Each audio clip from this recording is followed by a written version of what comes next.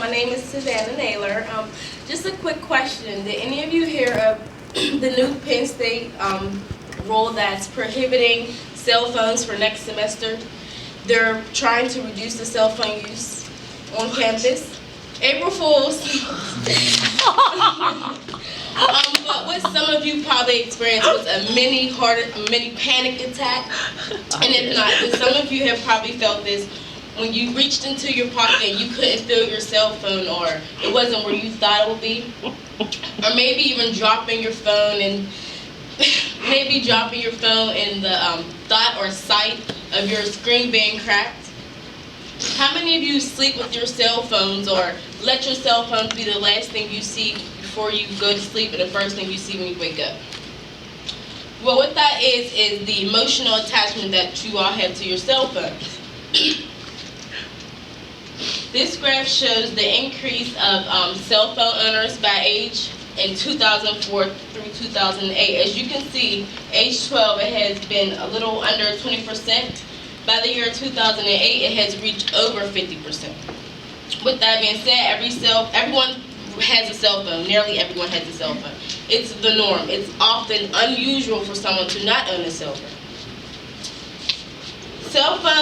With cell phone owners increasing, the level of distraction that it has on today's society is increasing as well. This graph shows the many functions that cell phone has. Text messaging being the first, and then taking pictures the second. How many of you remember disposable cameras, or maybe even digital cameras? Who needs those when our iPhones have cameras? Or address books. Who needs those to write down manually when we can just put it in our cell phones? Alarm clocks. You can get that on your cell phone as well. MP3 players. Our phone now has music. Flashlights. Who would have thought we don't need flashlights or candles when our cell phones have a flashlight? And most important, landlines. Who wants to be tied down in the house when you can take our cell phones anywhere we go? Yes, it is convenient. All these different functions in one phone. But with that being said, we are allowing all these functions to take our attention and become a distraction. Academically, in classrooms, if you're surfing the web or text messaging, exchanging photos, or on social media, it's often hard to concentrate. Dr. Mary Ellen states in an article titled "The Age of Distraction" that students with cell phones during class write less notes, they recall less information, and they perform worse on multiple tests. Like I said, when you had the cell phone, you could do any other things that much more entertaining than listening to a teacher. But those who do not have cell phone is able to concentrate on what's being said and take down more notes. Not only does texting cause distraction academically, but for someone's safety. Walking and texting have caused more injuries than texting and driving. Yes, it sounds crazy, but because it's not, it's severe, but there's more injuries than texting and driving. As far as bumping into walls, people's poles, or just tripping, stepping into traffic has also caused many injuries. The incident reported tripled from the year 2004 to 2010. In an article titled "Think It's Safe to Text While Walking," guess again, Maureen Robertson states that a professor of ER medicine at Buffalo State found texting and walking dangerous because you cannot see the path in front of you and you are not in control of the complex actions of walking while texting. As you can see, this graph is showing the increase of the ER visits for texting while walking or distracting while walking. The third distraction that cell phone has had is social interaction.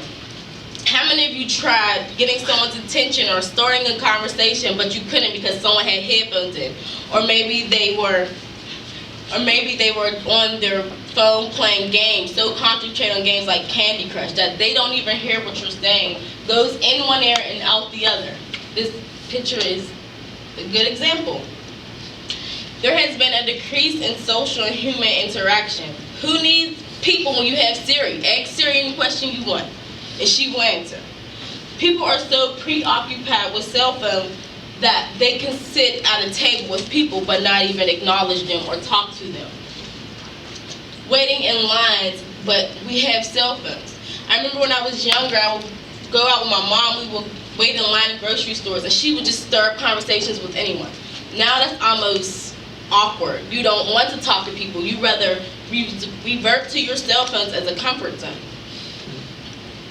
Also on buses, you see people with music and just texting away, and it's like, why not start conversation with those around you?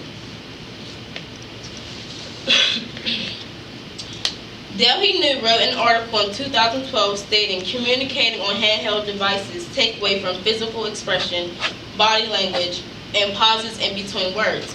Who needs to worry about the facial expressions you give if you're texting? Or who needs to worry about how to formally write word letters if you're just texting? It's supposed to be instant, quick, so words are not fully written out like WBU, lingos is often used. Slang become common, inappropriate sentence, and error in comma placement.